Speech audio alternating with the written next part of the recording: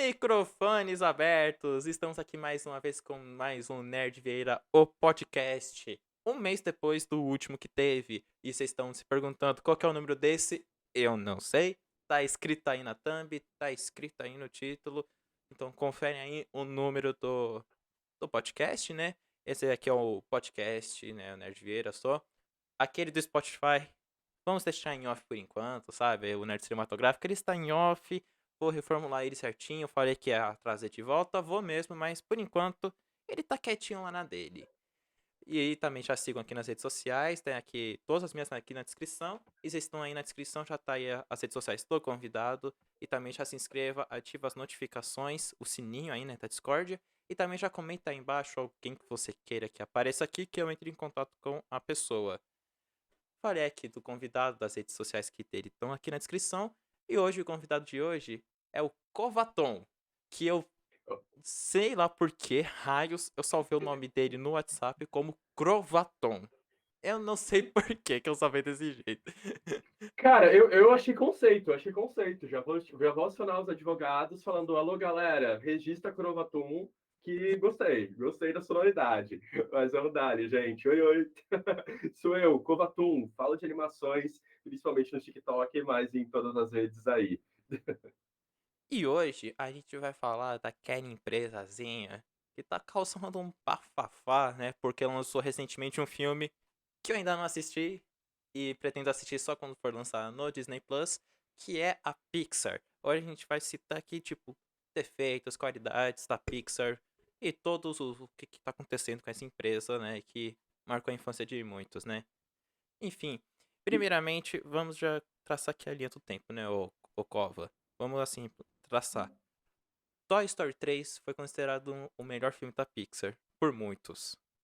Tipo, muitos, né? Foi até indicado ao Oscar de melhor filme. Foi tipo uma animação que durante muito tempo que não tinha mais indicações de animação para melhor filme por conta da categoria, né, deles, né? Teve a categoria melhor animação, então eles meio que pararam de indicar para melhor filme, né? Tipo, ah, vocês têm as de vocês, premia aí a de vocês, e a gente fica aqui com o nosso. Aí Toy Story 3 foi lá e falou assim: vou colocar o meu espaço aqui. Após isso, a Disney passou por uma crise de ideia que você consegue explicar o que seria essa crise? O que aconteceu? Por que eles tiveram essa crise? Tipo, Cara, na verdade são vários motivos, né? Tipo, dentro da comunidade Disney, isso até já é um tema polêmico, mas enfim, vamos abordar. A Disney sempre foi, tipo, praticamente um monopólio no mercado das animações, né? Ela já começou com pioneirismo, trazendo tanto a técnica de animações, o formato mesmo, né? De trazer musical junto com os desenhos. Então, ela sempre se sentiu muito segura. É óbvio que, sei lá, a Disney é da década de 30, faz o que falta o quê? Uns 10 anos para o centenário, né? Dos longas animados da Walt Disney Animation Studios. É óbvio que existem quedas, existem picos, existem vales, mas sempre foi uma situação controlável. Até existe uma lenda urbana, né? Que cada vez que a Disney está prestes a falir, eles lançam uma uhum. princesa que salva o orçamento. Magicamente, essas coincidências acabam acontecendo. Então, eu acho que são períodos, né? A gente vê, por exemplo, né, no caso do Disney e Pixar, Disney tinha uma fórmula na Renascença, que é o período que a gente considera a partir de Branca de Neve, não, perdão, a partir de Pequena Sereia, meados da década de 90, e vai até, não vou me recordar o último filme, mas assim, começou nos 2000, já passa para uma outra era, não é mais a Renascença, que são aqueles filmes mais clássicos, né? Tipo Bela e a Fera, Tarzan, Mulan, esses filmes que marcam mais a gente com esse branding mais Disney. Então, depois que acabou a Renascença, começou a surgir a tecnologia dos filmes 3D e com ela várias dúvidas no mercado, né? Tanto uma questão do público mesmo, houve um abraço muito grande do público por conta das animações 3D, e a Disney ficou meio sem chão, do tipo, ok, a partir do momento que o mercado muda, eu devo focar no quê? Devo focar no que eu sei fazer de melhor, que são as animações 2D, ou tenho que tentar fazer o meu 3D, né? Enfim, fica essa questão, fica essa dúvida, e eu acho que criativamente isso sempre gera caos. E quando a gente gera caos, vai dois caminhos. Ou a gente vai para o sucesso extremo, ou a gente vai para o fracasso extremo. Mas se você souber aprender com essas lições, você consegue reverter isso. Então, eu acho assim, às vezes eu fujo um pouco da pergunta. Vítima do meu TDAH aqui, então se você falar, cara, você tá fugindo, me puxa que tá tudo certo. Eu te Mas entendo fugir do assunto, tá? Me acontece isso direto comigo, mas você tá treinando certinho sim, vai, continua. tranquilo. Mas, enfim, tipo, ao meu ver é isso. A indústria criativa ela não tem uma linearidade, né? Não é de A para B você vai numa linha reta. Não. Você vai num emaranhado, você vai num filamento aí que vai fazendo volta. Então, acho que foi muito por conta disso, né? Da Disney não saber exatamente que caminho ela ia apostar Uhum. e também por uma segurança financeira. Afinal, como já foi feita a parceria Disney e Pixar, né? Logo no primeiro filme, no primeiro longa, Toy Story, já estou ganhando dinheiro da Pixar, então eu posso me permitir errar e acertar, porque financeiramente existem outras fontes de recurso, da qual o caixa está verde, então vamos ver no que dá. Porque assim, que nem você falou, isso é uma certeza mesmo. É um ciclo, né? Sempre vai vir, tipo, uma parte muito boa, uma parte. Aí vai vir um declínio. Mas desde Toy Story 3, eu acho que, tipo assim, indiscutivelmente, depois daquela continuação, os melhores filmes da Pixar foram Divertidamente e Viva a Vida é uma Festa. Porque tirando isso, tem muito filme mediano na Pixar. Não vou falar assim, tipo, ruins, porque não tem, eu não acho nenhum ruim. Mas é tipo, Carros 3 não teve a mesma emoção. Incríveis 2, apesar de ser um filme muito bom, não é a mesma coisa, sabe? Tipo, tem uma diferençazinha. E aí eu fiquei pensando, pô, cadê aquele brilho da Pixar? Foi porque demitiram o cara? Tiraram lá o mano que fez uma. O John Lasseter. É. Então, cara, eu acho que existe sim essa é uma possibilidade de se ver, né? Até uma discussão dentro da comunidade do influencer Disney, né? O quão de fato o John Lasseter foi tão importante assim para as animações e o quão só, sei lá, o mercado e a academia ficam inflacionando a bola dele e a gente pensa que ele é mais responsável do que de fato ele foi. Uhum. São respostas que a gente nunca vai ter, né? Tipo, uma das críticas de cinema que mais defendem, de certa forma, o afastamento do John Lasseter abalou criativamente a Pixar é a Isabella Boscov, né? Inclusive nas críticas recentes que ela fez, né? A Red, Crescer é uma Fera, enfim, Luca, aos filmes mais recentes da Pixar, ela chegou a mencionar isso, que houve uma pixarização da Disney e uma disneyficação da Pixar, no sentido de, tipo, modos de produção e processos criativos. Eu acho assim, é óbvio que tem influência. A partir do momento que você tem um diretor criativo, que é tal pessoa, e a gente muda para o Pitch Doctor, é óbvio que algumas coisas mudam. Mas não só isso. Eu acho que existem tantas pressões de mercado que acabam motivando e alterando o processo criativo, são mudanças que são além do que apenas a troca de diretor. Né? Porque, ok, trocou o Lasseter, tudo bem, mas o Pete Doctor tá na Pixar desde Monstros S.A. Tipo, não é um cara totalmente diferente que tá assumindo a Pixar e por isso, ai meu Deus, virou uma bagunça. Não, o processo da Pixar continua sendo bastante semelhante. Mas, de certa forma, houve uma inclusão maior de visões diferentes dentro da Pixar, até pela questão da pauta, da representatividade, dessa necessidade de mercado que vem crescendo cada vez mais. Então, aumentou muito o número de profissionais latinos, o número de profissionais mulheres que assumiram cargos de liderança e até estruturas mesmo dentro da Pixar de roteiro. Um dos episódios bem legais da série Por Dentro da Pixar, que tem no Disney Plus, fala sobre uma tecnologia que foi aplicada dentro da sala de roteiro a partir de Carros 3. Carros 3 foi o primeiro filme em que eles adicionaram um software que garantia uma certa equidade de gênero na distribuição das falas. O que significa? Que 50% é falado por mulheres e 50% por homens? Não necessariamente. Eles existe uma margem de erro que, tipo, olha, pode ser 40-60, independente do gênero, sabe? 60 para mulheres, 40 para homens, 40 para mulheres, 60 para homens, não importa isso, não é tão rígido assim. Mas tem que existir um equilíbrio, afinal, na indústria do cinema como um todo, né? Se a gente parar para pensar, sei lá, uma década atrás, pouquíssimas personagens femininas existiam em qualquer filme. Não era uma questão. Até existe uma certa lei no cinema, né? Que, enfim, não é uma lei, mas é uma forma que as pessoas usam para categorizar se um filme tem presença feminina ou não. Se é, ok, quantas mulheres tem? Ah, é mais de uma. Essas duas mulheres, elas falam de algum assunto que não sejam homens, e daí você já consegue cortar uma boa parte do mercado e uma boa parte de filmes que não tem essa representação da mulher enquanto mulher mesmo. Não estou falando que isso é o motivo da crise criativa da Uhum, Pixar, mas são preocupações que entram em pauta, entram no modelo de produção e às vezes faz, sei lá, uma história que ia para um caminho e falando, não, é importante a gente adaptar esse cenário, adaptar essas condições, e tem momentos que isso é muito benéfico, e tem momentos também que isso acaba atrapalhando um padrão de criação que existia. Mas, assim, eu vejo isso como um processo criativo.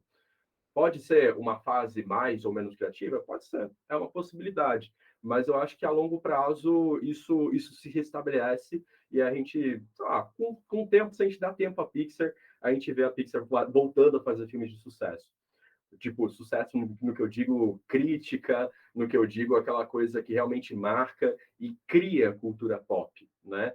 Que, enfim, às vezes a gente... O próprio Lightyear, né? Que eu sei que muita gente ainda não assistiu. Eu acho bem bacana que o episódio está sendo lançado hoje, né? Essa semana, porque em breve, né? Semana que vem já sai no Disney Plus, então o maior número de pessoas vão ter acesso ao filme e poder tirar as próprias conclusões.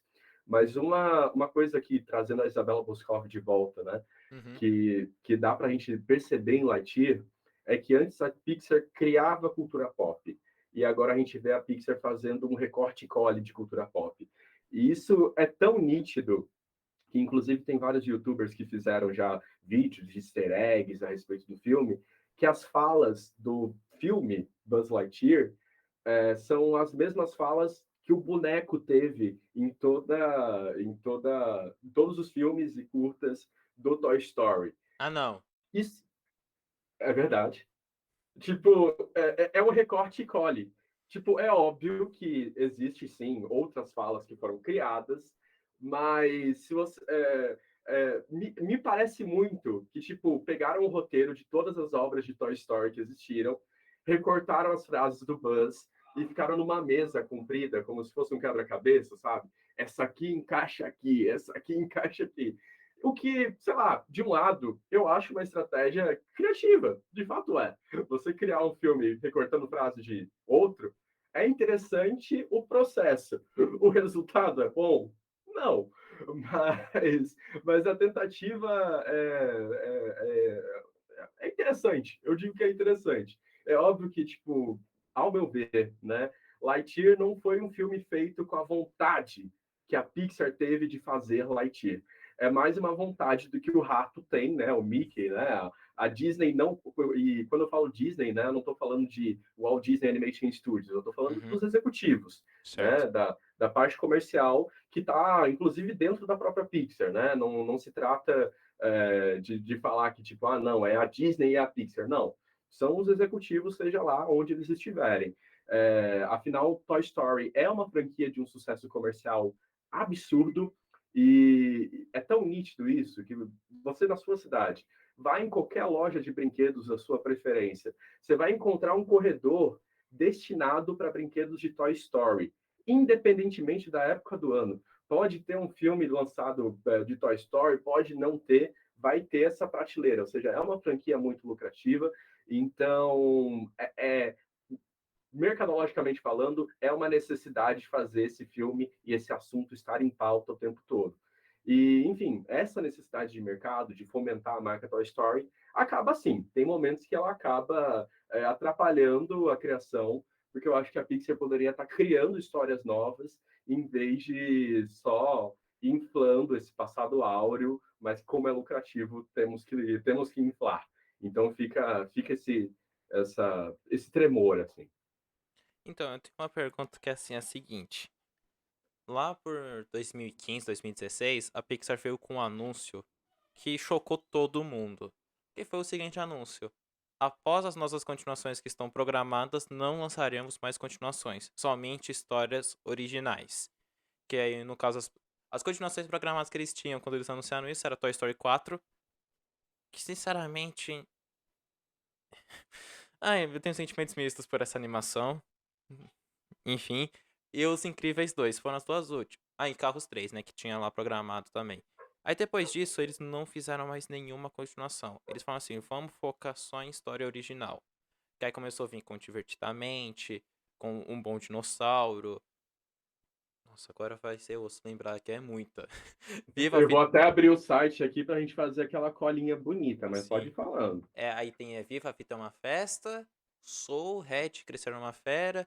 Mas enfim, foram lançando assim, né? Começaram só com história original. E o Luca também. Você acha que eles terem. Com essa história de não vão mais fazer continuação, só história original, também afastou um pouco o público? Que o pessoal não sabe mais o que que é aquilo. Tipo, não sei o que que é isso exatamente. É uma história nova, não é a história que eu conhecia. Cara, só, enfim, trazendo essa informação, só confirmando para a gente poder analisar de Uhum, uma forma melhor, a partir de Divertidamente, tá? A gente teve Divertidamente, original, certo? o Bom Dinossauro, original, Procurando Dory, sequência, né? Sim. Então vai aqui para outro lado. Carros 3, então estamos empatados Sequência, aqui. Coco, então 3-2. Os Incríveis 2. Toy Story 4, sequências ganhando. certo? E daí a gente entra no período pandêmico, então é importante a gente fazer essa divisão no tempo, né? Então, tipo, do anúncio até o início da pandemia, a gente tinha aqui 4 de 3 Certo. sequências ganhando. Então, financeiramente, elas também estavam ganhando. Então, tipo, era uma segurança que a Disney tinha. E daí a gente começa com Dois Irmãos, Soul, Luca, Red e Lightyear, né? Dá pra gente colocar aqui Lightyear como uma volta, né, de certa Uhum, forma, das sequências. É uma história original? Mas é baseado, né, é um spin-off, de certa forma, do universo de Toy Story. Mas, enfim, inclusive eu gosto de falar que Lightyear não é um filme produzido pela Pixar. Porque se a gente parar para pensar, não é. E, tipo assim, não é porque eu não quero que seja, porque não é. É um filme que o Andy assistiu. Eu acho muito difícil a Pixar existir dentro do universo de Toy Story. O que me faz pensar, é uma produtora mequetrefe que existe dentro do universo de Toy Story que produziu esse filme. Essa é a minha opinião. Então eu não incluo Lightyear como um filme oficial da Pixar por essa questão. A proposta é justamente essa. Mas vamos analisar o período pandêmico aqui da Pixar, né? Dois Irmãos foi um filme que para mim marcou muito, mas eu sei que para as pessoas não marcou.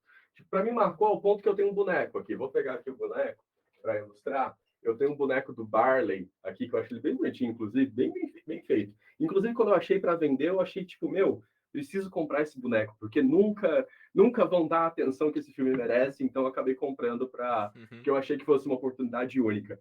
Mas para mim marcou muito porque na época, né, é uma história pessoal, porque meu pai tinha falecido 2 meses antes de lançar Dois Irmãos, e naquela época, pessoalmente, quando eu assistia os filmes da Pixar, eles tinham uma mensagem que tocava e coincidia muito com a minha experiência de vida. Então, confesso, eu tenho paixões que saem um pouco do meu lado profissional para analisar essas animações. Eu acho que é importante explicar isso para o público, mesmo porque eu acho que cinema se consome dessa forma, né? Existe sim um lado que a gente analisa os recursos técnicos, a história, a jornada do herói, mas também existe aquilo que de fato o filme conversa com você e o que você tira de lição dele. Então, são lados diferentes. Eu acho que isso que faz ser tão interessante a gente conversar sobre filmes, a gente debater com outras pessoas, porque a gente sabe qual foi o olhar daquela pessoa por trás do filme. Enfim, acho essa experiência tão rica quanto o filme em si. Mas vamos falar. Dois Irmãos foi um filme que, ao meu ver, na minha vivência da época, foi boicotado pela estratégia de marketing dos executivos da Disney como um todo. Porque eu me lembro, inclusive, né? Porque, tipo assim, por mais que ele foi lançado e uma semana depois veio o lockdown, né? É, a campanha de marketing em cima de Dois Irmãos não era tão forte ao ponto de, tipo, foi a pandemia que derrubou o filme. uhum. Óbvio, a pandemia atrapalhou o filme, isso não tem dúvidas, mas eu acho que, mesmo se não houvesse pandemia, eu acho que, em termos de bilheteria, ele seria uma bilheteria ruim. Mesmo se não houvesse pandemia, eu acredito que ele seria uma bilheteria ruim, porque era uma percepção que eu mesmo tinha. apenas os fãs da Pixar, e tipo, não tô falando nem fã de animação, tô falando de fã da Pixar, tava sabendo que no dia tal ia lançar uma animação da Pixar. Era um público muito nichado. Inclusive, eu lembro que uma amiga minha, né, que também era bastante fã naquela época, foi ela que avisou para os irmãos dela que ia lançar um filme novo da Pixar, sabe? Tipo, a publicidade nem chegou em parte importante do público-alvo, né? Que são as crianças, são as pessoas mais jovens. Então, ao meu ver, já teve esse boicote por ali. Mas criativamente, eu acho o universo de Dois Irmãos, Uma Jornada Fantástica incrível, cara. Eu acho ele incrível. Mas trazendo aquela coisa, né? Pixar não tá criando cultura pop, tá reciclando cultura pop. Eu acho que é uma leitura que pode ser feita. Né? É um universo que ele é muito baseado em jogos de RPG e nos personagens desses jogos.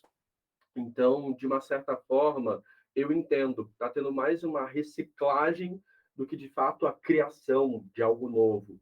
Então, entendo isso como o início, talvez, uma fagulha de uma pseudo-crise criativa na Pixar, de não criar personagens que são marcantes o suficiente por si mesmo, mas ele acaba sendo obrigado a basear num universo que foi criado por outras pessoas e pela cultura de maneira geral, e não apenas pela própria Pixar. O que, enfim, pode ser ou não um problema. Em termos de você assistir o filme e gostar ou não dele, isso não é um problema, mas em termos de, enfim, a marca Pixar acaba sendo, porque é um filme de elfos, né? Uhum. Se você gosta de elfos, conhece a história dos elfos, você vai ter uma opinião, mas se você não conhece, não é uma coisa que você vai ver originalidade, total originalidade nisso. Então, enfim, é um filme que eu gosto muito, mas eu entendo os motivos que ele não foi tão bem. Quando a gente entra em Soul, aí é um filme que eu acho que é o puro suco do Pit Doctor. Não foi um filme dirigido exclusivamente por ele, mas assim, é nítido que o Pit Doctor ele gosta muito de temas sensíveis do ponto de vista de RH, de relações humanas, né?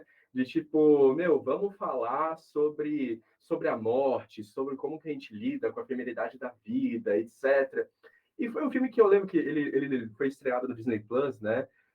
Sem o Premier Access, né? Ou seja, de certa forma é um boicote que a Disney teve, impôs em cima da Pixar, visto que a Pixar não ganhou nenhum centavo com venda de ingressos, não ganhou nenhum centavo com Premier Access. É óbvio, a gente, enquanto consumidor, quanto menos coisa a gente tiver para pagar, é ótimo.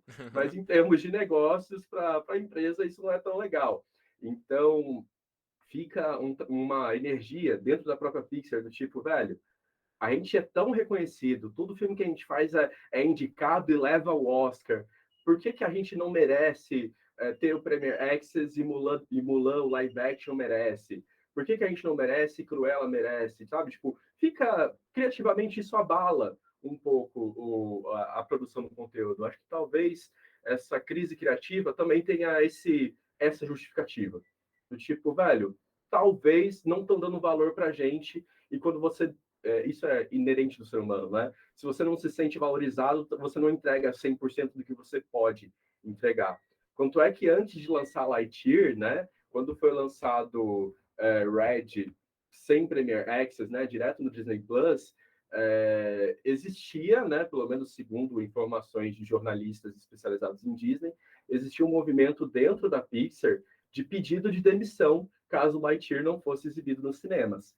Então, poxa, é uma manifestação muito, muito séria, né? Porque a gente não tem um mercado de animação tão diverso assim, de formas que os profissionais da Pixar falam, tipo, ah, não, qualquer outro estúdio me contrata. Não, amigo, não Uhum. tem tantos estúdios para te contratar.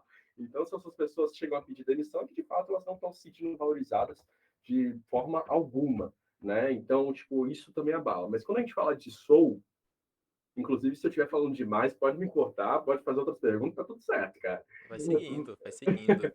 Tranquilo. Mas quando a gente fala de Soul, eu acho que. Por que Soul é o puro suco do Pit Doctor? Porque ele é muito sobre relações humanas e isso acaba puxando um pouco a corda para um lado. No sentido que, tipo assim, a Pixar ela foi muito importante para o mercado de animações, no quesito de trazer o público adulto para as animações, né? Falar, tipo, olha, animação não é só para criança, você pode debater assuntos sérios com ela. Tchau, você pode. Eu acho maravilhoso que isso seja feito, porque eu acho que as animações têm um potencial muito maior do que o mercado, de fato, aplica sobre elas, né? Então, eu acho que é bacana, sim, fazer animações que tenha o público adulto mais interessado do que o próprio público infantil. Acho isso, sim, uma proposta interessante. Mas, comercialmente, isso é arriscado, né?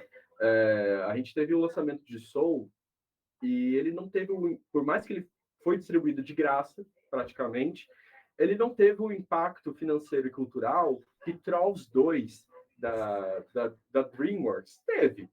Então, tipo assim, é uma questão. É a Pixar se entregando tanto para essas pautas, né, mais conceituais, que às vezes esquece de se perguntar quem que é meu público-alvo, né? Quem de fato vai consumir o meu produto e quem que eu tenho que investir.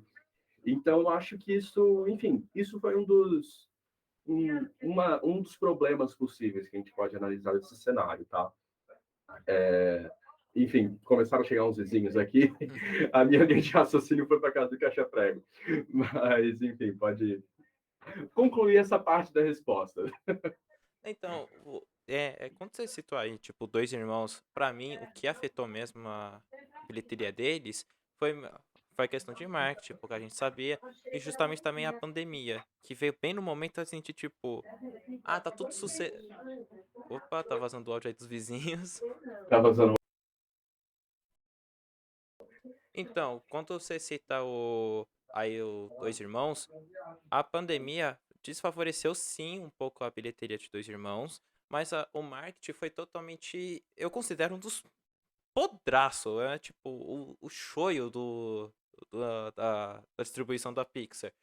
Porque eles viram como o negócio tava.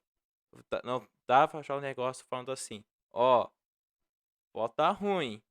Um monte de estúdio já adiantando essa estresse, tipo, vou atrasar minha estreia desse filme. A própria Disney atrasou a estreia de várias coisas da Marvel e de Star Wars quando viu que o negócio tava feio. Aí a Pixar lá com a Pixar, eles falam assim, não, porque a Pixar vai fazer sucesso. Mano, vocês não estão estreando coisa da Marvel, que é, tipo, arrasta quarteirão sempre. Vocês não estão estreando coisa de Star Wars, que sempre tá dinheiro. Por que vocês estão estreando coisa da Pixar? O maior inimigo da Pixar nos Dois Irmãos foi a Disney que viu até filme da Disney. Eles falaram assim, não vou estrear. Não vou estrear porque não quero, tá? O negócio tá ficando feio, mas esse eu vou. Eu não entendi aquilo. Eu falei assim, é um negócio pegando fogo. Eu falei assim, nossa, eu nem vou assistir no cinema porque eu tô com medo de pegar Covid. Essa doença é nova, não sei o que e tal. Aí eles vão lá e estreiam um negócio. Parece que foi impressionante. Estados Unidos decretou lockdown, aqui decretou quarentena, não sei onde também, não sei o que, tal. 2 semanas depois, Não tinha nem Disney Plus na época do mundo todo, né? Para falar, tipo, olha, virtualmente tu consegue consumir. Não tinha nem essa possibilidade. Foi surreal mesmo. não, e é assim, 2 semanas depois que decretou lá, tipo, cinemas estão todos fechados, anunciam assim, Dois Irmãos estreia no Amazon Prime de graça. Opa, deixa eu assistir agora. Eu falei assim, pô, mano, Universal, Warner, que são duas empresas que eu tenho altas críticas em relação à distribuição, a fazer filme, foram em duas empresas que foram lá quando viram o negócio pegando fogo, o negócio ficou feio, eles, vamos adiar essas paradas? Tipo, o cinema não tá fechado, mas já vamos adiar essas coisas pra justamente, se a gente estrear o negócio vai fechar, então já vamos adiar. São duas empresas que eu tenho totalmente altas críticas com os caras, que os caras são totalmente comerciais. Eles pensaram nisso e a Disney pensou só em 95% das suas empresas, porque a Pixar foi deixada de lado nessa hora. Eles falam Uhum. assim, mano, se vira, se vira. Ratinho capitalista atrapalhou a Disney, atrapalhou a Pixar. Mas, cara, Dois Irmãos pra mim é um filme bom. Não é aquele filme de, tipo assim, extraordinário, logicamente, mas é um filme, eu achei ele muito bom. Mas Soul pra mim ficou tão misto, porque eu acho que o filme foi feito terminando às pressas. Os caras falaram assim, precisamos aí estrear o filme no Disney Plus. Vai, meu filho. Estreia logo aí, termina, finaliza. Finaliza. E sei lá, mano, sou interessante. Só um filme interessante que poderia ter sido melhor. Cara, então, né? Aí a gente começa a ter as nossas teorias da conspiração de como que é o processo de criação da Pixar. Porque é óbvio que a gente nunca sabe exatamente em que fase cada filme está, né? Uhum. A gente não tem esse controle. A gente tem, às vezes, alguns documentários, às vezes vaza uma imagem ou outra, algumas coisas a gente tem noção. O que eu imagino, tá? Da forma como a Pixar tradicionalmente trabalha, eu imagino que quando estourou a pandemia, sabe? Tipo, acabou de lançar Dois Irmãos do Cinema, eu imagino que Soul já estava pronto lá. Talvez estaria em processo de dublagem nos outros países. É o que eu imagino pela linha de produção. Mas por que eu digo que é o que eu imagino? Porque na prática a teoria é outra, né? Um exemplo clássico que a gente tem disso é Frozen 2. É óbvio, não é da Pixar, é da Disney, mas eu acho que é um exemplo que a gente pode trazer porque ele está documentado e está acessível no Disney Plus, que é o documentário Seguindo a Intuição, que está disponível no Disney Plus. Lá a gente vê o processo de criação do último ano de Frozen 2. O último ano é para você ajustar detalhes. É tipo, ok, exibimos esse filme numa exibição teste. O que a gente muda? Ah, esse personagem aqui ganha um pouquinho mais de tempo, essa cena é desnecessária, a gente corta. Coisas pequenas, é minucioso. Quando a gente vê essa série, né, dos bastidores de Frozen 2, a gente descobre que o filme mudou de cabeça para baixo no último ano de produção. Tipo, é perceptível isso com a presença do Olaf, por exemplo. O Olaf era para ser um personagem pouquíssimo importante em Frozen 2, mas depois que eles fizeram a exibição teste para crianças, elas olharam para os diretores e falaram: cadê o Olaf? E, inclusive, a cena mais icônica de Frozen 2, que é aquela que o Olaf explica todo o filme de Frozen 1, foi feito às pressas. Foi feito do tipo, precisamos enfiar o Olaf nesse filme, cria uma cena que seja necessário para ele. E foi uma cena que, sei lá, caiu nos braços do público, ao ponto que gerou até um spin-off, né, dele apresentando outros filmes da Disney. Então, tipo, não sabemos exatamente como que terminou Soul. Eu imagino, da forma como a Pixar se organiza, eu imagino que isso, a pandemia não abalou o processo produtivo. Abalou a distribuição, isso com certeza, mas eu sem nenhuma prova, apenas com convicção, eu acredito que a Pixar já tinha terminado o filme antes de ser distribuído. Mas, de fato, é um filme que fez muita gente. Teve até uma thread no Twitter, né? Que é do tipo, ok, e se sentimentos tivessem sentimentos? E se carros tivessem sentimentos? E se alma tivesse sentimentos? Daí, tipo, eu lembro que eu terminei de assistir Soul e eu falei, legal, absorvi a mensagem. Mas Pixar, da onde você vai? Você já está falando para a vida das pessoas sobre o sentido da vida. Você vai para onde? Você vai para a teoria da relatividade? Era realmente assim, qual que é o próximo passo? E do ponto de vista, né, dessa linha que não é retilínea, realmente se torna algo imprevisível. E, ao meu ver, a Disney percebeu, a Pixar, né, percebeu que não existia mais caminho para abordar apenas essas relações humanas, então a gente tinha que ir para um outro caminho totalmente diferente, que é de fato o público infantil, que é de fato, olha, vamos criar coisas para criar uma nova geração que consuma Pixar. E eu acho que isso é bem visto com Luca, com Red, que são filmes que, assim, são trabalhadas questões relacionadas a sentimentos humanos? Sim, são trabalhadas. São trabalhadas questões de representatividade? Em vários sentidos.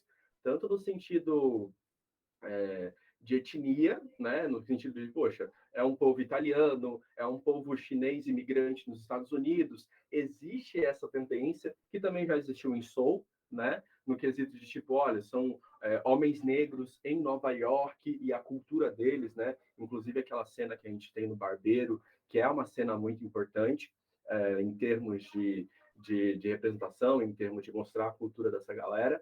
Então, enfim, começa a entrar essas pautas de mostrar nacionalidades diferentes ao longo dos filmes, embora sempre sejam nacionalidades diferentes no Ocidente, mas, enfim, é uma representatividade muito peculiar que a Pixar tem investido nesses últimos filmes, mas não deixa de ser, né? O mercado ele é tão ocidental que a gente aceita qualquer coisa que entrega pra gente. Mas, enfim. É, vamos focar no público infantil. Quanto é que Luca é um filme muito leve. Tão leve que se ele fosse lançado sem existir pandemia, nem parecia que Luca era um filme da Pixar. Eu lembro que a discussão que se tinha entre os fãs da Pixar quando o Luca foi lançado é que, tipo, a Pixar percebeu, pesando a barra demais, vamos fazer algo mais leve. É um caminho possível. Eu acho que se o público teve isso, né, assistindo Soul, eu acho que no processo de criação a Pixar percebeu, olha, estamos indo para um caminho muito pesado, acho que precisamos fazer algo mais leve. Acontece que Luca casou muito bem no momento que o mundo estava caótico. Então, se o mundo está caótico, né, foi uma coincidência que, tipo, ok, vamos fazer algo mais leve. E Luca, sim, foi abalada pela pandemia, né? Foi o primeiro filme em que a dublagem, não é dublagem, né? Porque dublagem é depois que a gente já tem um filme pronto. Mas as vozes originais foram gravadas em home office, né? Foi o primeiro filme produzido em home office desses daí da ordem cronológica da Pixar. Então, eu acho que daí veio a vontade de fazer algo mais leve, fazer algo que não vá preocupar tanto as pessoas, e também com um termômetro que eu acho muito importante para a gente analisar possíveis crises criativas, que são os curtas. Tem políticas de curtas em todos os estúdios de animação, praticamente. Mas quando a gente fala da diferença entre Disney e Pixar, no Disney Plus você pode consumir a série Spark Shorts, que são os curtas da Pixar, e a série Panelétrica, que são os curtas experimentais da Disney. E a gente percebe que realmente as necessidades e as vontades, e de fato as histórias que cada estúdio quer contar, têm importâncias diferentes. Se você analisar os Spark Shorts, eles sempre batem muito na tecla da representatividade, de forma que alguns curtas eles até não têm história, no sentido que, tipo, às vezes você tem uma história principal e a representatividade é um acessório.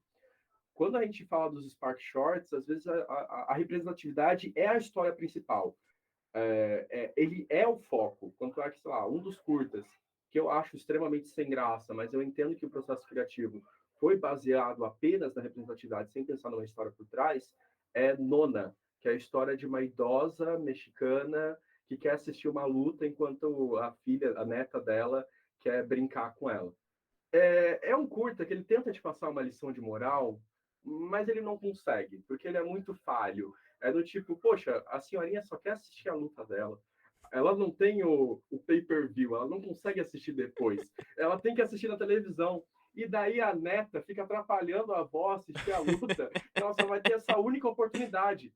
O curta tenta passar a mensagem do tipo, ignore as telas, aproveite as pessoas ao seu redor, mas pelo amor de Deus, vai se ferrar, a pessoa só queria ver uma luta, brincava com a criança depois que a luta acabasse, sabe? Tipo, o foco em mostrar uma família latina era tão grande que não se preocuparam em fazer uma história que é crível do ponto de vista da história que eles querem contar. Então, tipo, isso é perceptível em vários outros curtas do Spark Shorts. Quando a gente vê pane elétrica, cara, pane elétrica é totalmente contrário. Tipo, ok, representatividade é um acessório importante, mas as histórias são outra coisa. Tipo, um dos curtas do Pane Elétrica, que eu acho assim, mais geniais do mundo, inclusive, eu acho ele muito parecido com o Luca. Tipo assim, se eu fosse a Pixar, eu teria exibido que a Pixar tem um costume nos cinemas, né, de exibir um curta e em seguida exibir o longa, né? Se fosse nos cinemas, Lucas, eu exibiria esse curta da Disney antes de Luca, que é o seguinte: é uma corrida de bicicleta, e nessa corrida de bicicleta, a morte tem que matar um dos ciclistas. E a morte tem uma tabela, assim, sabe, um tablet, que ela tem, tipo, a lista das pessoas que você tem que matar hoje. E, tipo, para ela bater a meta do funcionário do mês da morte, ela tem que matar o cara X. Tipo, olha essa premissa se não é surreal. Existe uma empresa da morte que eu tenho que matar pessoas e eu tenho que matar o funcionário X. Só que tem uma questão.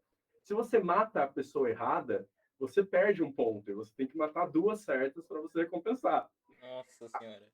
Acontece que, como, tipo, esse cara tá pilotando uma bicicleta, a morte pega uma bicicleta para tentar correr atrás dele e o cara vai longe, ela não consegue pegar. Ela sai matando todo mundo. E, tipo assim, é um puta muito engraçado.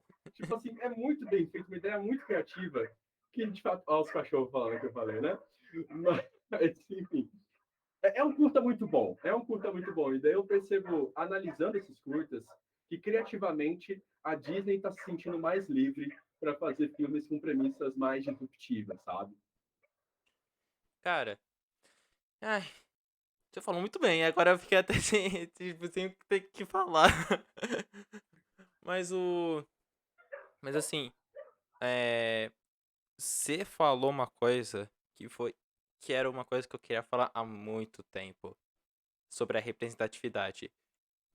As suas palavras são as minhas. Eu não vou tirar nem pôr. Você falou exatamente o que eu queria falar. Às vezes, muitas vezes, a representatividade fica tão mais importante que a história que eles esquecem de contar a história. Isso não é exclusivo da Disney, isso não é exclusivo da Pixar, isso é exclusivo, isso é coisa da indústria no geral. A partir do momento que eles esquecem, eles falam, a gente tem que fazer assim porque tem que fazer, eles falam assim, tá, mas qual que é a história? Agora me conta a história aí. Aí os caras falam, a história é essa. Não, a história não é essa, irmão. Vocês fizeram por fazer e falam assim, a gente vai fazer assim porque quer. Isso foi o meu medo quando eles lançaram Encanto. Eu falei assim, mas Encanto vai ser um filme onde vai ter uma história certinha, bonitinha, ou vai ser só uma família latina? Que eles querem, tipo, ah, a gente podia ter contado no ponto de vista de outra família, mas a gente escolheu latina. A gente escolheu uma família colombiana pra fazer isso, porque, ah, representatividade, né, gente? Aí eu pensei assim, tomara que não seja isso.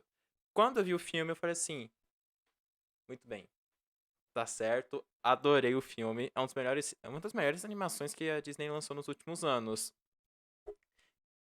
E foi uma animação que foi uma surpresa positiva para todo mundo.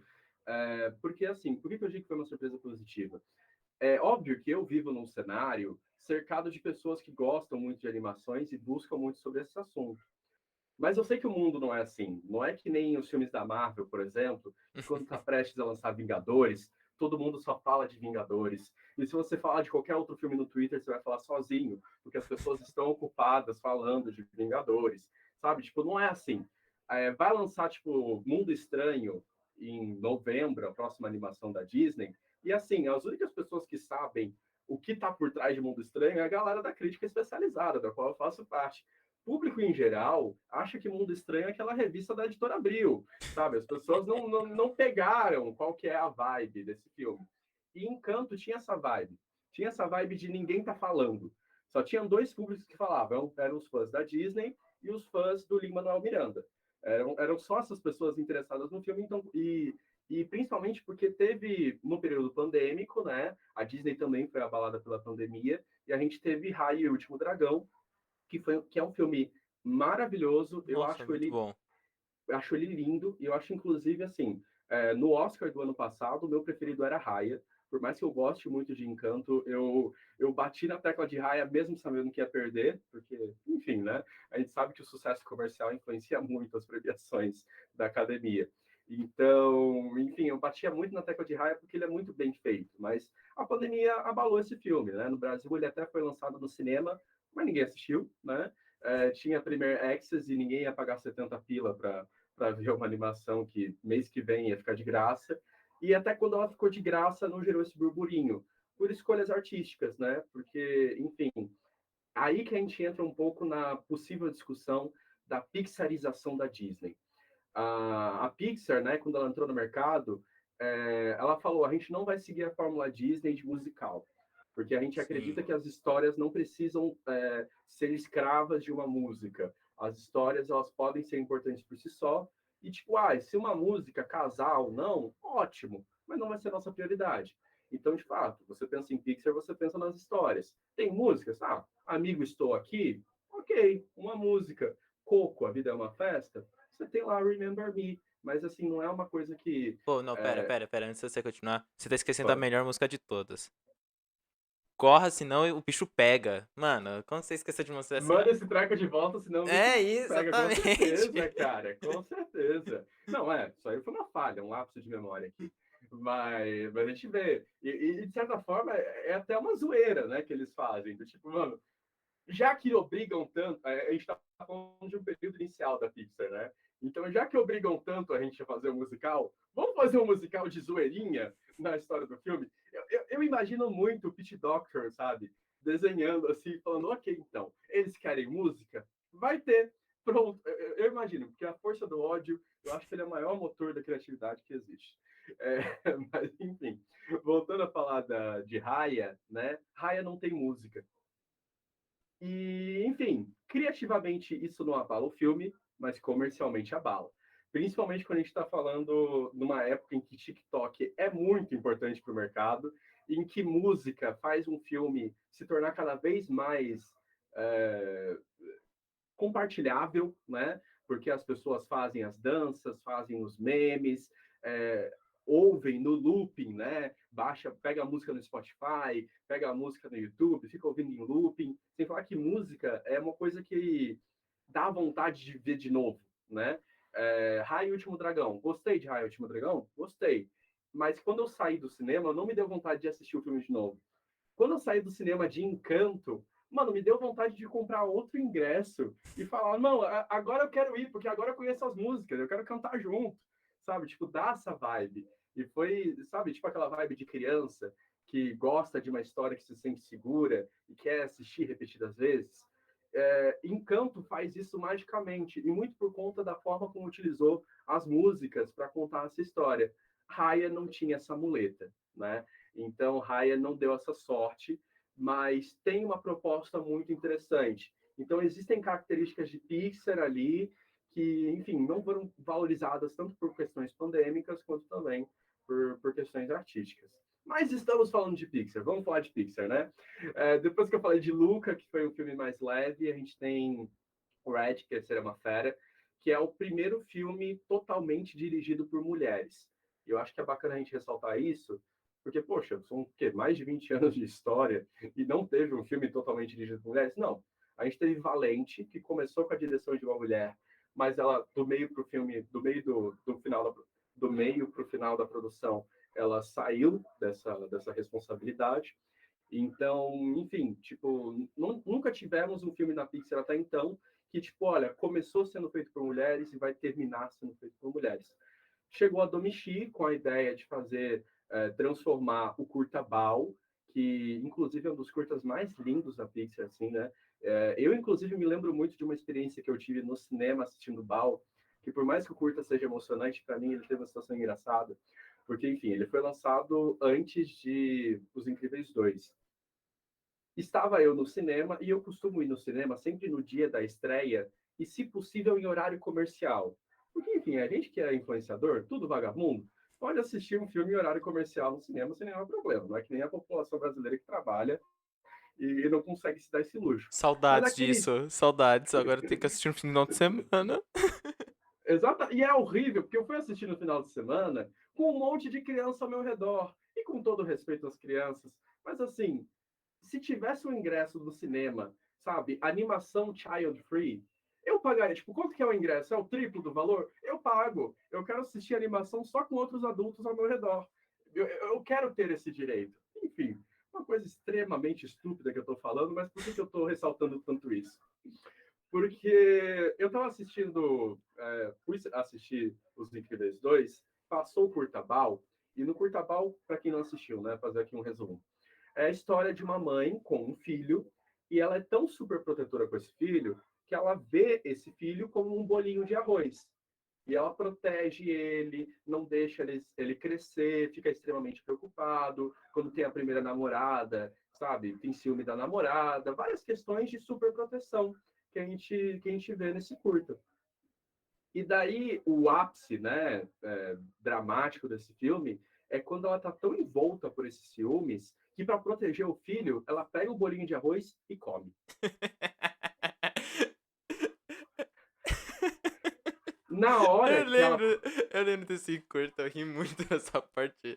Quer dizer, eu fiquei preocupado, falei assim, puta merda! Aí depois, agora entendi. Cara, que bom que você riu, porque assim, a criança que estava do meu lado na sala de cinema gritou a plenos pulmões: agora vai cagar o filho, né?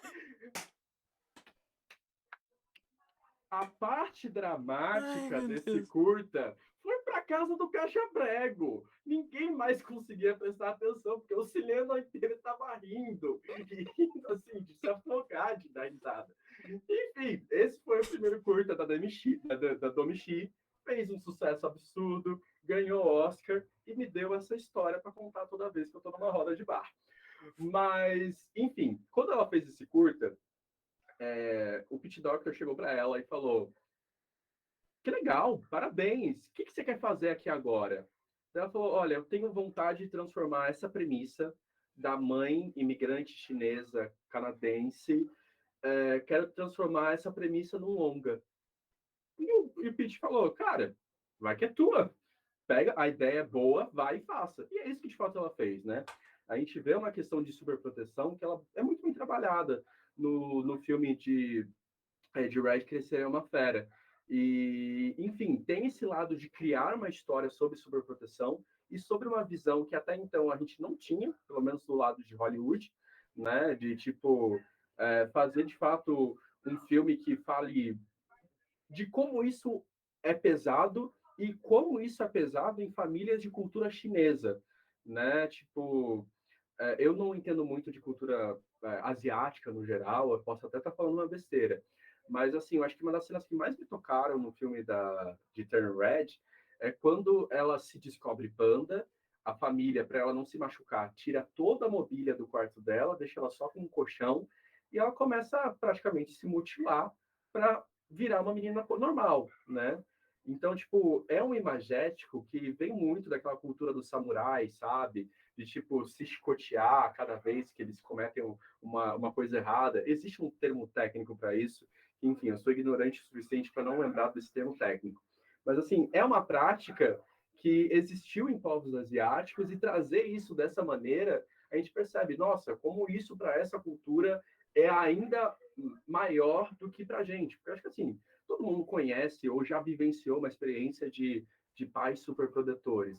Mas sobre essa visão de uma cultura em que se coloca muito esses moldes de você ser certinho, e daí a gente vê também a pressão de ser mulher, né? Afinal, a gente que é homem, a gente, ok, temos pressões na sociedade, temos, mas a perfeição, ela é uma coisa tão exigida para a mulher em tantos âmbitos, né? Que, tipo, de fato, é um casamento perfeito. As características das personagens, a escolha das personagens e a forma como isso foi trabalhada. Teve uns nerdolas, e aí eu tenho sou obrigado a falar, que falaram: nossa, mas eu, enquanto homem, não vou me identificar com o sofrimento de uma menina. E daí eu te pergunto: você, enquanto ser humano, você se identificou com o sofrimento de um brinquedo, de um carro, de uma formiga, mas uma mulher você não consegue se identificar. Cara, tipo, me desculpa, mas assim, tipo, tá difícil te defender, brother. Tá difícil te Ah, defender. você identificar com o sentimento de um brinquedo é forte.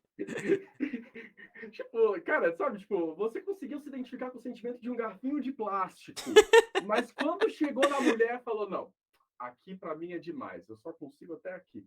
Enfim, fica uma questão muito duvidável, né, Ó, do das críticas. relacionamento de um brinquedo de plástico com uma de porcelana é compreensível. Agora, de uma mãe com uma filha, pelo amor de Deus, não dá. Nossa, não. Distante, é um universo tão distante, mas enfim. E é um filme que, assim, tem originalidade pra caramba, mas também tem aquilo que eu vou trazer de volta da Isabela Boscov, de reciclar a cultura pop. Porque a gente vê muito de meninas malvadas, a gente vê muito desses dramalhões adolescentes, e por mais que muita coisa tenha sido criada, eu acho que o público percebe que muita coisa foi reciclada, inclusive chamando isso de easter egg e falando: gente, essa cena parece muito, sei lá, Legalmente Loura, essa cena aqui parece muito tal filme, e parece que virou uma ordem de produção da Pixar de meter referência à cultura pop para que as pessoas comentem isso depois e façam vídeo no YouTube, no TikTok ou em qualquer outra plataforma falando sobre os easter eggs e sobre as referências culturais que tal filme teve. E, tipo, isso é rico de uma certa forma, mas se a gente percebe que isso é muito banalizado, acaba perdendo. Tipo assim, por exemplo, uma das cenas que a gente tem essa referência à cultura pop reciclada é quando a Mei Li ela sai do ônibus dela, ela vai correndo para o templo, né? Porque ela está atrasada, e sem necessidade nenhuma, mesmo porque a referência é japonesa e não chinesa, ela faz com que a Mei Li saia correndo pela cidade como se ela fosse um boneco do Super Mario. Tipo, não é nenhuma referência chinesa, sabe? Mas é a necessidade de colocar referência, referência, referência, referência, referência. E, tipo, ok, se você coloca, ótimo, mas se você precisa dessas muletas o tempo todo, eu acho que isso abala criativamente. Mas, assim, por mais que Red teve, sim, um impacto muito grande nas redes sociais, teve, sim, um impacto, mas agora eu vou falar eu, enquanto criador de conteúdo. Eu não sei, tipo, quando lança filme da Disney Pixar, é natural. Eu sempre cresço muito em termos de seguidor, tempo de tela, visualizações. Essas métricas sempre aumentam. E é óbvio, é uma métrica extremamente relativa, mas a minha cobertura de Turning Red não deu, sei lá, 10% da cobertura de Luca, sabe, em termos de resultado. Então, assim, parte pode ser culpa minha da minha cobertura, com certeza, mas isso também diz um pouco sobre o sucesso do filme, né? Porque se o filme ele é muito, muito bem trabalhado, quem fala desse filme acaba crescendo junto, né? E de uma forma mais inevitável. E foi um filme que, poxa, a Pixar se abriu em várias questões, né? Teve música, mas por que as músicas de Turning Red não fizeram tanto sucesso quanto as músicas de Encanto? É óbvio, Encanto tem uma relação totalmente diferente com a música, né? A música, de fato, é importante. Quer dizer, a música também é importante para a história em Turning Red, mas as músicas de Turning Red não contam história nenhuma. Elas são importantes para aquele núcleo que tem uma boy band e que consome aquilo, que é importante para a identificação daquelas meninas, mas elas não contam história nenhuma e elas não são traduzidas para o país de origem. Várias questões que eu acho que fizeram o público, pelo menos o público brasileiro, não abraçar tanto esse filme. E, enfim, tipo, é um filme que muita gente gostou e também teve um hate por essas questões que eu falei, né, da galera mais nerdola ficar rejeitando o filme, falando mal, e a gente percebe que a gente, como formador de opinião, né, a gente que fala na internet, às vezes a gente faz críticas porque de fato a gente identifica um defeito numa obra, mas eu acho muito importante falar isso para o público. Quando a gente fala da crítica de um filme, falando que tal aspecto é ruim ou não, pelo menos eu, da minha parte, eu não tenho a menor intenção de fazer você não assistir o filme por conta dessa minha crítica. A minha visão é realmente tipo, olha, acabamos de sair do cinema, a gente está na praça de alimentação do shopping, vamos conversar a respeito disso. Porque, enfim, é óbvio que a gente vai achar pontos negativos, mas o objetivo é que você assista para a gente comentar junto, para a gente conversar junto. Mas como a gente tem um público que hoje tem uma oferta de conteúdo muito grande, afinal, 150 serviços de streaming diferentes e mais não sei quantos canais de TV a cabo e conteúdo, é TikTok, é rede social e não sei o quê, as pessoas ficam perdidas do que elas têm que consumir e elas ficam muito mais seletivas. Então, se fulano falou mal disso, falou que tal filme é lacração, nem vou assistir. Cara, assista. Tire as suas próprias conclusões, sabe? Até para você poder comentar no vídeo do cara e falar, cara, eu acho que você falou errado. Enfim, qualquer coisa assim do tipo. Então, acho que várias questões assim fez com que Red não se tornasse um estouro, sabe? Tipo, eu acho que ele não foi tão impactante, mas não foi um filme ruim. Foi um bom filme, foi um bom filme. Não é o melhor da Pixar, mas foi um bom filme. Mas daí quando a gente chega em Lightyear é realmente aquilo que eu falei para vocês, não é um filme da Pixar, tá? É um filme de um estúdio aí, que é dentro do universo de Toy Story, e daí eu não conheço esse estúdio, eu não posso defender, tá? Não vou fazer, não vou terminar a crítica desse jeito, que seria muito escroto da minha parte. Mas uma coisa que eu tenho que falar, cara, é que assim, qual que é a premissa da Pixar? O Andy foi ao cinema em 1998, ele assistiu Lightyear e ele se apaixonou por Lightyear. E apaixonado por Lightyear, ele pegou todos os brinquedos dele, jogou no lixo e falou: "Mãe, eu quero um Buzz Lightyear". E a mãe deu o Buzz Lightyear. Mas o filme é tão ruim que eu começo a pensar, tipo, mano, se o Andy abandonou todos os brinquedos dele por conta do Lightyear, eu começo a ter sérias dúvidas sobre o caráter do Andy. Porque, tipo assim, o Buzz, ele é um personagem que não dá para você sair do cinema e falar, gente, eu adorei esse Buzz. Você não gosta do personagem, você passa raiva com o Buzz. O único personagem que você sai do cinema e você fala, brother, gostei pra caramba, é o gatinho, é o Sox. Esse é o único personagem que você fala, mano, gostei. E daí já lança outra pergunta pra Pixar. Se o único personagem que nós, humanos, que assistiu o filme gostou foi o Sox, por que, que o Andy não tem nenhum desenho na parede dele do Sox? Por que, que o Andy não tem o Sox? Não pediu para a mãe dele comprar o Sox? A Pixar já tem uma resposta pronta, afinal, eles sabiam que o fã é chato pra caramba, então eles já começam a se defender. E falaram: não, o Andy pediu para comprar o Sox para a mãe dele, só que o brinquedo foi um sucesso de vendas. E daí não conseguiu comprar, acabou nas prateleiras. Enfim, desculpinha michuruca, mas é uma desculpa oficial. Pixar se deu o trabalho de criar essa desculpa. Então, tudo bem, a gente deixa passar. Mas, enfim, eu falei, né, tipo, assistam o filme, tá, gente? Não deixa de assistir para mim. Mas outro argumento que faz Lightyear ser, assim, insuportável é que o Tim Allen, que é o cara que faz a voz original do Buzz Lightyear, assistiu o filme e falou que o filme é uma porcaria. Se o Buzz Lightyear assistiu o filme e não gostou, eu não sou obrigado a gostar. Mas fica essa questão. Sabe, tipo, o Buzz Lightyear assistiu o filme e falou: não é isso não. Então, enfim, tipo, a minha opinião fica, tipo assim, a minha opinião não é nada, mas concorda com o Tim Allen. Então eu me sinto no lugar certo. Mas, óbvio, também não se diz assim, o hate que esse filme recebe também não é tudo isso, sabe? Uhum. A gente vê as notas deles, né, no Rotten Tomatoes, no IMDb, notas, assim, realmente muito ruins, e fala, tipo, mano, de fato, o filme eu considero o pior filme da Pixar? Considero. Mas eu acho que as notas que ele recebe não é justo. A gente sabe muito bem das questões que esse filme recebe o hate, né? Que é a questão de um beijo lésbico que acontece por literalmente 3 segundos, É até mas que menos, né? Vamos dizer assim, tipo, é só um. inclusive, uma das pessoas está de costas, sabe? Tipo, talvez você nem identifique o gênero da pessoa que está sendo beijada naquele contexto. Então, um E, segundo e os caras. Um segundo de cena e a cena foi proibida em 15 países. Aí você fala, caraca. é muito. Quando falou assim, o filme foi proibido em 15 países, eu pensei que era questão de violência, né? Eu pensei assim, nossa, o filme deve estar violento. Porque The Boys teve um episódio lá, o Hero Gasm, foi proibido em 15 países pelo teor das cenas. Eu pensei, caraca, a Pixar deve. Quando eu só tinha visto, foi banido em 15 países por eu. Por. Mano. Foi assim, mano, que pessoal atrasado.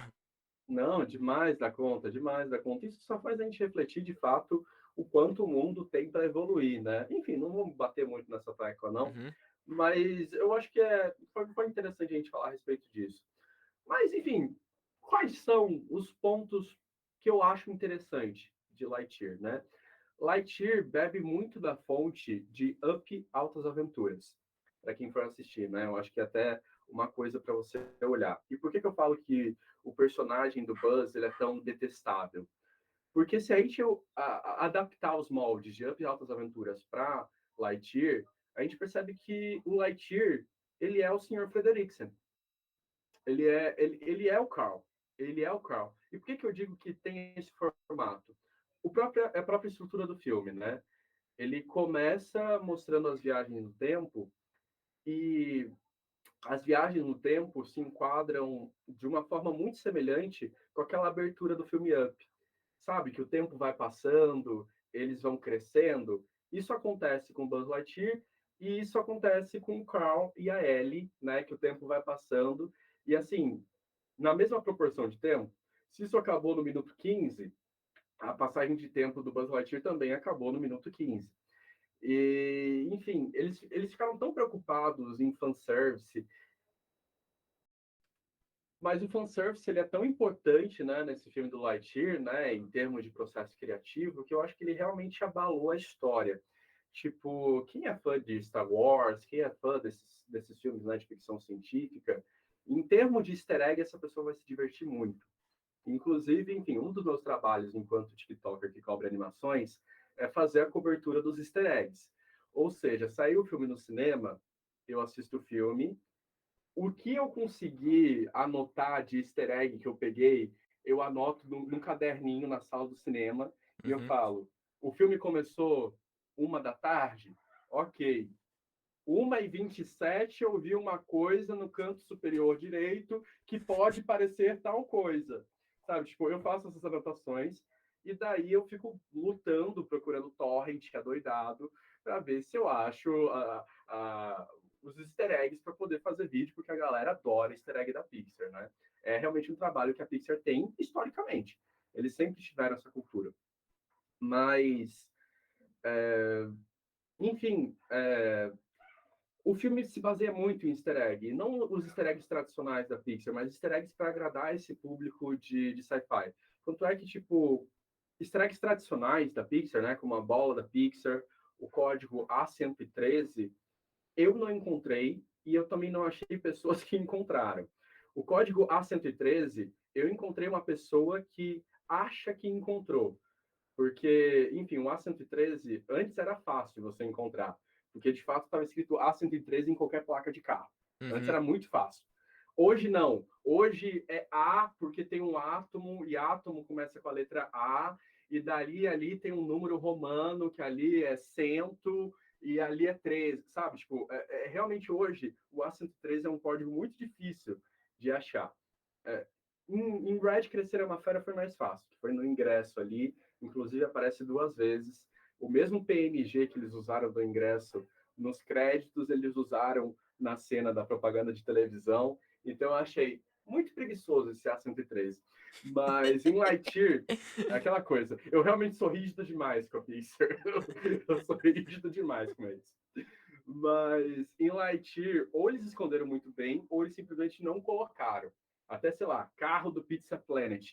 Mano, eu pilhei, sabe? Eu fiquei olhando a estrela lá atrás para ver se algum... Eu não encontrei. E também não achei ninguém que tivesse encontrado. Únicos easter eggs que eu achei foi o Alien do Toy Story. Sabe aquele Alien? O Garra. Que inclusive não aparece também no filme. O que faz a gente pensar, mas o Alien não fazia parte da franquia do Buzz Lightyear? Ou o Alien era só um brinde do Pizza Planet? Né? Porque, enfim, já tivemos a animação 2D, que era uma parceria Pixar-Disney, e os aliens faziam parte daquele universo. No filme, eles não fazem parte. E eu acho que isso até é, é uma escolha criativa que, de certa forma, eu apoio, porque esse filme tem a premissa de ser realista. E eu vou, inclusive, pegar um Alien para a gente poder refletir a respeito. Esse meu Alien aqui, ele tá vestido de Russell, mas enfim, imagina que ele fosse o Alien tradicional. Se ele seguisse essa proposta de ser realista, ele não seria bonitinho, ele seria feio a dar com pau, sabe? Tipo, ia ser uma coisa assustadora. Então, eu acho que realmente por esse lado eu acho bonito eles esconderem esse Alien e não trabalharem com ele. Mas tem um easter eggzinho que ele aparece na tela do Zurg, enfim, várias coisas. Mas easter eggs, do ponto de vista de cenas que fazem referência a Star Wars, você acha muitos. Muitos mesmo. Inclusive, isso que me faz pensar que eles fizeram um filme, o roteiro, pegando falas de Toy Story e os cenários pegando prints de Star Wars. Porque realmente a galera que curte Star Wars já fez aquele, sabe, referência e resultado, e você vê que é realmente Ctrl-C, Ctrl-V. O que pode ser legal de uma forma, mas se é usado de excesso, você perde, enfim, você perde qual vai ser o fio da meada. Mas, enfim, isso é o que temos sobre Pixar. Agora, o que teremos sobre Pixar, né? Qual que é o futuro da Pixar? O A medo. Pixar a Pixar está realmente destinada a fazer filmes mais infantizinhos, a abandonar aquela coisa de filme adulto, a parar de colocar sentimento em coisas que não têm sentimento? Aparentemente não, porque o próximo filme que a gente tem notícia, né? Ele é dirigido pelo, putz, eu não vou lembrar o nome dele agora, mas ele é o cara que foi visualmente inspirado para fazer o Russell. Ele é um diretor que ele é muito fofinho. Inclusive, todo personagem muito fofinho da Pixar, saiba que é uma zoeira que os animadores têm contra esse diretor. Contra não, mas enfim, com esse diretor, porque ele é muito fofinho, então ele sempre, personagens fofinhos, eles se inspiram pessoalmente nele. Se você conseguir achar o nome, ótimo. Senão, enfim, deixa para próxima. Mas, enfim, inclusive, tipo, em Universidade Monstro, sabe? Tipo, sabe aquela irmandade que é dos nerds? Tem um personagem que ele, tipo, ele é bem fofinho, ele tem um monte de olhos, ele tem uma bochecha rosada. Ele, Ah, ele foi, sei. Que ele aí que foi ele fica inspirado. paradinho assim, né? Uhum, ele é gordinho e tal. Ele foi inspirado nesse diretor. Você percebe? Tem semelhanças com o Russell. Enfim, e ele está fazendo Elemental. E a gente descobriu que a tradução brasileira vai ser Elemental mesmo, né? A princípio, até a Disney Brasil divulgou para a gente como Elementar, mas daí acho que talvez ficaria uma semelhança com Sherlock Holmes, e isso não é o objetivo do filme. Então eles tiraram Elementar para ficar Elemental, né? Para não fazer referência à frase Elementar, meu caro Watson. Enfim. E qual que é a premissa do filme? Os quatro elementos aristotélicos têm sentimentos. Ou Ah, seja, lembrei desse, eu vi o anúncio. Nossa senhora. então voltamos à premissa de colocar sentimentos em coisas que não têm sentimentos. A gente tem a água, o fogo, a terra e o ar, e aparentemente o foco da história vai ser entre a água e o fogo, porque todos os elementos da natureza se misturam, menos água e fogo, então a gente vai ver essa relação de água e fogo. E, enfim, não temos pouquíssimas informações. A única coisa que a gente tem é a logo do filme, que é a palavra elemental escrito com traços coloridos, e, e um desenho, como se diz? O desenho teste, né? Não é É. nem o desenho, não é nem o vetorizado 3D. É só a versão, o rascunho 2D que eles fazem do personagem. A informação, cada filme da Pixar manda um spoiler do que vem por aí, né? Sempre tem um easter egg que passa o bastão para o próximo filme. Em Luca, a gente tem um LP da banda. Ai, não vou lembrar agora, mas é uma tradução de Four Town para italiano. É Quatro Village, alguma coisa assim desse tipo. Tem esse easter egg que manda para Red. Em Red, Crescer uma Fera, no skate de uma das personagens, a gente tem um adesivo do Comando Estelar, do Buzz Lightyear, e um adesivo do Sox, né, que é o gatinho assistente. E em Lightyear, a gente tem dentro de uma vending machine, sabe? Aquelas máquinas de comprar refrigerante, snack. Você tem uma garrafa de água com a marca Dave, que é o nome do personagem Água do filme Elemental. Então, enfim, não sabemos nada desse filme, não sabemos que ponto que esses elementos se misturam, do tipo, eles viram Megazord, sabe? Tipo, eu sou a água, eu sou a perna, eu sou a terra, eu sou outra perna, sabe? Tipo, eu sou o vento, eu sou os braços, não sei. Não sabemos. Ou se eles se misturam quimicamente. Não sabemos. Não sabemos para onde eles querem ir. Mas é uma proposta criativa, é algo que pode se dar no sentido de criar cultura pop, como também pode se dar no sentido de reciclar cultura pop. Afinal, fazer filme com elementos aristotélicos não é novidade. A gente Uhum. até tem um grande sucesso brasileiro, que é Turma da Mônica Eu ia falar na Aventura isso. do Tempo. Então, assim, pode ter copiado de Turma da Mônica e Uma Aventura no Tempo? Pode, pode. Com Eu acho, certeza. eu acho que tudo é possível nesse mundo. A internet está aí, eles podem ter assistido o filme no YouTube e falaram, boa ideia, eu vou fazer todas aquelas cenas lá, assim, tipo, Ou tem tem um a... brasileiro na produção que falou assim: galera, tem um filme massa lá no Brasil que envolve quatro elementos, mano. Top. Vamos Bora copiar. copiar. Bora copiar que vai ser sucesso. Com certeza, cara. Com certeza o caminho foi por aí. Ah, não sei. Cara, eu sei que é muito misterioso esse filme, porque ele já foi anunciado há um tempo, né? Isso que é o perigo, porque assim, Lightyear foi anunciado, mas já tinha mais anúncios, filmes se estreando. E, tipo, sempre tava, tipo, tá estreando esse filme, mas aí eles falam, tá estreando 3 filmes, eles anunciavam 2. Aí que tava lançando 2 dos 3 que eles estavam falando, eles já anunciavam outros. E já vinha com o trailer dos 2 que estavam em desenvolvimento. Sempre tava indo assim. Agora esse Uhum. Elemental, os caras anunciaram há mó tempão. A única coisa E, que a gente tem é a logo e aquela imagem. E mais nada. Isso me preocupa. Que eu falo, será que esse filme vai ser lançado? Ou ele tem uma grande surpresa. Esse filme é muito bom e os caras estão escondendo. Ou esse filme nem sequer tá perto de finalizar. Eles estão tipo assim. A gente tá com 25% do filme feito, então a gente agora vai estar acalmado, uns 2 aninhos sem filme, mas vocês vão gostar. Eu tô com receio desse filme absurdo.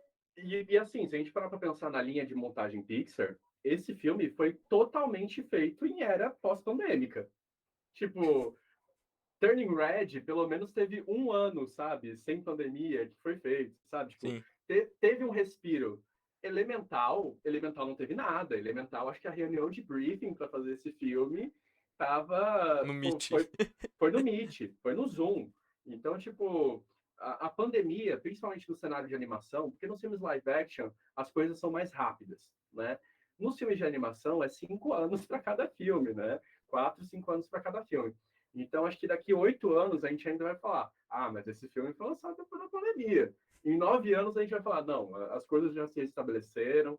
Se a varíola do macaco não virar um problema, a gente não vai mais falar que o cinema foi abalado por conta da pandemia, sabe? Tipo, se não aparecer outro vírus, o cinema volta ao normal em 9 anos. Enquanto isso, a gente sempre vai falar: mas os caras fizeram em Zoom, né? É, Os caras estavam cada um no notebook, assim, fazendo na sala de casa. Alguém derrubou um suco de laranja no notebook, perdeu o programa, sabe? Vai ter essas desculpas até lá. eu adorei o meme que eu vi, teve o Thor Amor e Trovão, e teve lá a cena da filha do Randall aparecendo lá, de uma maneira bem tosca, e falando assim, comparando com a imagem que eu ri muito, o Lanterna Verde do Snyder Cut e essa cena, colocando assim, Snyder Cut filmado no Zoom, com a câmera de celular, com a câmera do iPhone do Zack Snyder, com a iluminação pública, com orçamento para 2 Coca 2 litros, aí lá o Lanterna Verde, bom boladão. Aí lá, Marvel Studios contra 150 milhões de dólares. É feito um negócio lá. Eu ri Cara, muito com isso. Aí eu lembrei agora dos caras aí da. Tipo, a Pixar mesmo. Aí, tipo, uma grana e os caras lançam um negocinho mais ou menos. Aí eu fiquei rindo muito. Eu falei assim, mano, isso é eu bem a tinha visto realidade. um semelhante que foi com esse filme, mas a zoeira era outra, que era, como que é? Era o Chaves e o Chapolin. 5 centavos, né? Era cinco pesos, tá ligado? 5 pesos e um copo de suco de tamarindo, e o Bolaños fez isso. Vem a É, Marvel com um caminhão de dinheiro e faz essas coisas. mas esse é um problema crônico da Disney, eu acho que nesses últimos anos mesmo, sabe? Tipo, não só exclusivo da Disney ou da Pixar, mas eles estão levando pros outros estúdios que eles têm domínio também. Porque a Marvel, Uhum. a minha maior crítica à Marvel nesses anos, principalmente nessa fase 4, foi a escolha dos personagens, a escolha das histórias. Porque simplesmente a gente tem um celestial com a cabeça pra fora e com a mão assim pra fora e ninguém falou mais nada sobre isso. Os caras estão simplesmente ignorando muitas histórias. E eu fiquei, pô, como assim? Tá ignorando as histórias? Aí a gente vai pra Star Wars, onde os caras estão simplesmente, lança série aqui, lança filme aqui, lança série. Aí lança aquela Obi-Wan Kenobi. Aí, Não, tipo, e realmente a produção de séries ela fica uma coisa tão pastelaria, né? sim, Porque, sei lá, faz tempo que eu não assisto, eu não digo nem em estúdio específico, mas sabe, faz tempo que eu não assisto uma série e falo, meu, que série legal. Ou sabe, tipo, uma série que tenha um final. Porque tudo hoje é feito, tipo, não, eu preciso criar o gancho para que na próxima temporada as pessoas assistam. Sei lá, eu acho que a gente podia se dar o luxo de criar uma série que tenha um final, que sim. tenha um arco legal, que tenha 20 episódios por temporada e não 5. Enfim, eu acho que A The com o Boys é minha tempo. crítica aí. Minha crítica de The Boys teve isso, gancho, gancho, gancho, gancho, gancho. Enfim. A última coisa que, assim, pra encerrar aqui esse episódio, que é o seguinte. A gente citou aí Buzz Lightyear, um efeito que foi da proibição em 15 países, dos conservadores, que teve, né, questão, teve sim, a pessoa falar pra mim que isso não prejudicou, eu vou falar assim, você está mentindo pra mim, porque os conservadores fizeram vídeos espalhando na internet falando assim, estão estragando a infância das nossas crianças, sendo que nem é um segundo de cena e os caras nem quer ver o contexto da cena, só pegar naquele trecho específico. Mas aí é uma pergunta que eu tenho, que eu faço pra todos, aí eu gosto de ouvir a resposta de todo mundo. A questão, 45 dias. O filme estreou nos cinemas. Conta 45 dias a partir desse dia. Vai estar no Disney Plus. Você acha que isso prejudica de alguma maneira o filme? Que prejudicou a Em, bilheteria? em termos de bilheteria, cara, é possível, né? A Disney, ela tenta, todo esse lançamento, fingir que não vai ser assim. 45 dias vai estar no Disney Plus, né? Quanto é que eles lançam a data de anúncio do filme nos cinemas e eles só anunciam mesmo quando que ele vai estar no Disney Plus na semana antecedente ao dia de lançamento mesmo. Mas o público não é bobo. O público sabe que, tipo, olha, mês que vem vai estar lá. E eu acho que, assim, até eu, enquanto consumidor, é óbvio que, como eu trabalho com isso, eu assisto os filmes do cinema e dou preferência aos filmes de animação para assistir na tela grande. Mas eu já me peguei em filmes que eu quero muito assistir e eu mesmo estou esperando chegar no streaming porque por razões financeiras, por tempo, disponibilidade, eu não estou tendo condições de ir ao cinema assistir. Por exemplo, todas as animações eu vejo no cinema, mas o filme do Elvis, por mais que seja uma coisa que eu estou esperando há muito tempo, eu poderia estar assistindo no cinema hoje, mas eu estou esperando chegar no HBO Max, porque eu acho que para mim vale mais a pena em termos de tanto de dinheiro, sabe? Tipo, ok, a assinatura do HBO Max é praticamente o mesmo preço do ingresso. Então, eu vou esperar chegar o HBO Max, porque daí naquele mês eu aproveito e maratono outras coisas que eu quero ver no HBO Max, sabe? Eu acho que as pessoas vão é, a, a, levando os recursos delas de acordo com as prioridades. Então, se um filme tiver uma premissa muito boa, ele vai ser um sucesso de bilheteria no cinema. Se não, eu acho que o cinema vai servir apenas como termômetro para o streaming. Então, sei lá, pessoas que estão muito interessadas no filme, ou seja, o público-alvo mesmo vai falar bem ou mal desse filme, e daí, a partir da crítica dessa galera que assistiu, a gente vai ver se vai ser um sucesso no streaming ou um fracasso. Eu acho que a relação entre cinema e streaming acho que vai ser mais ou menos por aí. Cara, eu tenho. Agora eu vou dar a minha fala, assim, sobre isso. E se está certo. Tipo assim, foi, eu acho que a que mais chegou, tipo, assim, tipo, ao que eu tô até na minha cabeça eu fiz. O filme, eu tô interessado no filme, lá, vou assistir o filme. Eu faço o seguinte, vou receber spoiler do filme? Tipo, sim ou não? Vou O receber. spoiler é importante o suficiente para eu Sim. me preocupar se receber ou não? Então, aí, Não, tipo, essa é a segunda pergunta. Tipo, vou receber spoiler do filme? Sim. Vai ser muito importante pra eu não querer assistir o filme no cinema? Aí se eu coloco sim, nessas duas eu falo, beleza. Vamos pra segunda pergunta. O filme vai ser relevante para eu criar conteúdo? Ah lá, sim. O filme vale a pena pagar caro no ingresso? Aí eu coloco sim também. Eu vou assistir o filme. Se uma dessas for não, eu sim. espero sair 45 dias depois lá na plataforma de streaming. E tem a questão que nem eu fui assistir Top Gun, ele não tem. Ah, e a última, logicamente, é. Vai sair no streaming daqui 45 dias? Porque tem tipo Minions Tem 2. streamings que é diferente, né? Tem streamings que é Sim, diferente, né? Minions 2 não saiu, não vai sair. Pelo menos não sabe em qual plataforma, porque a Universal distribui os filmes pelas plataformas, juntamente com a Sony, que também faz a mesma coisa. Então, Uhum, assim, desses dois, vale a pena ir assistir? Com certeza. Você não sabe quando que vai estrear no streaming. sim. E Top Gun, por exemplo. Top Gun não tem previsão. E nem sabe em qual streaming vai ser lançado. Eu falei assim, pô, pra ser no Paramount Plus, mas eu não tenho Paramount Plus, então vou assistir o filme no Uhum. cinema. Assisti Minions no cinema? Assisti, ri muito. E aí sim, gente. O Thor eu assisti porque eu falei, vou receber spoiler, vai estragar a minha experiência, vai estragar a minha visão do filme, e eu vou criar conteúdo em cima disso. Me Não, e arrependi de ter até pago? Com certeza. acontece, né? Tipo, não significa que você vai assistir, por você assistir primeiro, não significa que o filme vai ser bom. É, Mas mas eu acho que, tipo, essa linha de pensamento, eu acho que isso converte, né, com o que de fato o público pensa. E eu acho que no caso do filme do Elvis, né, o live action, eu acho que ele é o que mais se prejudica com isso. Eu fui Porque assistir no assim, cinema esse filme. não, por mais que você assistiu, eu acho que você não respondeu de certas perguntas. Porque não existe spoiler de filme que é baseado na vida real. Você sabe, Exatamente. Eu o tirei Elvis essa morre parte. no final. Eu tirei essa parte e falei assim, vou receber spoiler. Que spoiler? Elvis morre. Que coisa! Como assim? Tipo, não existe spoiler desse filme, não existe. É que eu só fiquei empolgado mesmo pra assistir. Eu falei assim, não vou conseguir esperar 45 dias pra estrear no HBO Max. Aí eu fui Uhum. assistir. Mas assim, o que que vai contar no final? Ah, vai contar que ele campou em Las Vegas. Ai, Opa! Ai, que coisa! Ele morre no final. Nossa, não me diga. Não esperava, gente, Não não esperava. esperava. Meu Deus do céu. Tá que nem o filme do Queen. O Fred Mercury morre no final. Ah, que coisa. Ele faz um show no Live Aid. Mentira, gente! Nunca fiquei sabendo disso.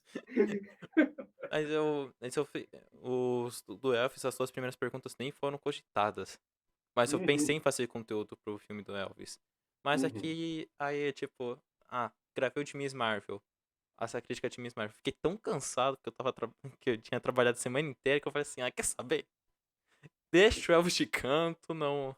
Vai sair muito Não, foco. não tá valendo. Os likes não vai valer a pena. É, não, Chega, não passa pra vai frente. sair do foco, porque eu vou falar de música, o negócio aqui é mais cultura pop, então eu tenho uma vazada de Elvis, mas pretendo citar Elvis futuramente como um dos melhores filmes de 2022. Esse aqui é o meu spoiler, né? Porque o Elvis morre no final é um spoiler, né? Não, não é, quer dizer, né? Não é, não é, não é. De fato, não é. Mas é isso, gente.